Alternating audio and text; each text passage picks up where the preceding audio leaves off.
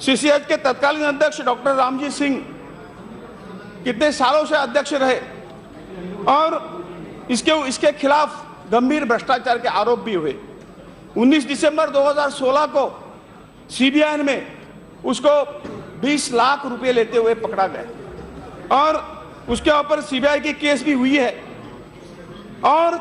वो आदमी कम से कम 1.5-2 महीना जेल में भी रहे हैं। ऐसे जो इन परिस्थितियों में शीर्ष केंद्रीय विनायक निकाय के अध्यक्ष के रूप में डॉक्टर रामजी सिंह को पद पर बनाए रखना होम्योपैथी चिकित्सा पद्धति के हितों के खिलाफ है। महोदय, सीबीआई ने अपने दिनांक 31/3/2008 के पत्र में सीसीएच के तत्कालीन सचिव डॉक्टर ललित वर्मा के खिलाफ भारी जुर्माना लगाने के लिए नियमित विभागीय कार्रवाई शुरू करने की सिफारिश की थी। महोदय, 54 माननीय सांसदों ने जो वहां उस सीसीएच में जो भ्रष्टाचार होता था उसके लिए एक कंप्लेन की थी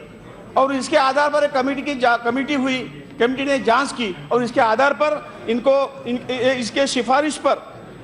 ये सतर्कता आयोग और कार्मिक एवं शिक्षण विभाग और विधि कार्य विभाग सहमति से डॉक्टर ललित वर्मा के आरोप पत्र जारी किया गया था।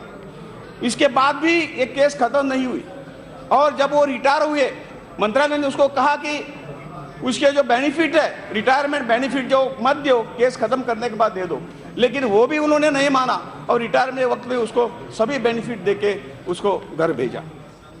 महोदय, यह भी विशेष रूप से उल्लेखनीय है कि डॉक्टर रामजी सिंह पूर्व अध्यक्ष जो है वो सीसीएच सहित परिषद के कई सदस्य अपना कार्यकाल पूरा होने के बाद भी वहां बैठे रहे। सुप्रीम कोर्ट का निर्णय है कि 5 साल का टर्म पूर्ण होने के बाद वो 3 महीना वहां रह सकता है, लेकिन 1.5 साल उस पर बैठे रहे और जो चुनाव करने था वो चुनाव भी कर नहीं पाए। और इसी अवस्था में होम्योपैथी चिकित्सा कॉलेजों में गुणवत्ता का मामला जो भी चिंता का विषय बन गया। आयुष कॉलेजों में पारदर्शिता सुनिश्चित करने और गुणवत्ता तथा कार्यकारिणी में सुधार लाने के लिए मंत्रालय ने कॉलेजों में सूचना प्रौद्योगिकी के प्रयोग को बढ़ावा देने के सहित कई महत्वपूर्ण उपाय किए थे। इस संदर्भ में मैं मंत्रालय ने सभी होम्योपैथी कॉलेजों को अध्यापन स्टाफ, गैर अध्यापन, अस्पताल स्टाफ और स्नातकोत्तर छात्रों के लिए आधार आधारित जियो लोकेशन सक्षम उपस्थिति प्रणाली हेतु दिशा निर्देश जारी किए थे। सीजीएम द्वारा मंत्रालय के निर्देशों का आज तक अनुपालन नहीं हो रहा है और इसी तरह से जो कुछ मंत्रालय ने प्रयास किए इसमें ठीक तरह से सब इस तरह का पारदर्शी व्यवहार हो, जो हमने कहा उन्होंने माना नहीं और इसलिए आज हमें इस नियम को लाने की कोशिश करनी पड़ी। यह भी ध्यान देने के योग्य है कि सीसीएच द्वारा किए जाने वाले सहयोग और भरोसे का सीसीएच के पूर्व अध्यक्ष डॉक्टर रामजी सिंह द्वारा पूरा उल्लंघन किया गया था, जब उन्होंने आयुष मंत्रालय को यह उल्लेख करते हुए लिखा है कि परिषद मंत्रालय को कोई भी सिफारिश नहीं करेगी। अतः परिषद को बचाने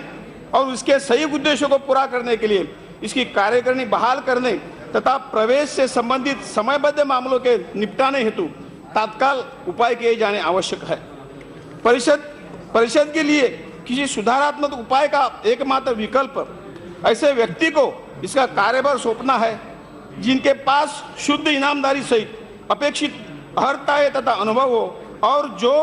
पारदर्शी रूप से परिषद की कार्यकारिणी सुनिश्चित कर सके। इस संदर्भ में यह उल्लेख करना भी बहुत महत्वपूर्ण है कि मौजूद होम्योपैथी केंद्रीय परिषद अधिनियम 1973 में परिषद के सदस्यों अध्यक्ष को हटाने का कोई प्रावधान अध्यक्ष महोदय नहीं है और इस प्रयोजन के लिए एक अंतरिम उपाय के रूप में केंद्र सरकार ने यह अध्यादेश प्रस्तावित किया है और माननीय राष्ट्रपति जी ने 18 मई 2018 को प्रख्यापित किया है। तदनुसार मंत्रालय ने परिषद का पुनर्गठन होने तक परिषद का कार्यभार संभालने के लिए एक विख्यात अर्हता प्राप्त होम्योपैथी चिकित्सकों वाला शासक मंडल नियुक्त किया है। केंद्रीय सरकार द्वारा नियुक्त शासक मंडल द्वारा मौजूद परिषद का अधिक्रमण किया जाएगा, जो 1 वर्ष की अवधि अथवा केंद्रीय परिषद के पुनर्गठन जो भी पहले हो तब तक के लिए परिषद के कार्य करने के लिए जिम्मेदार होगा।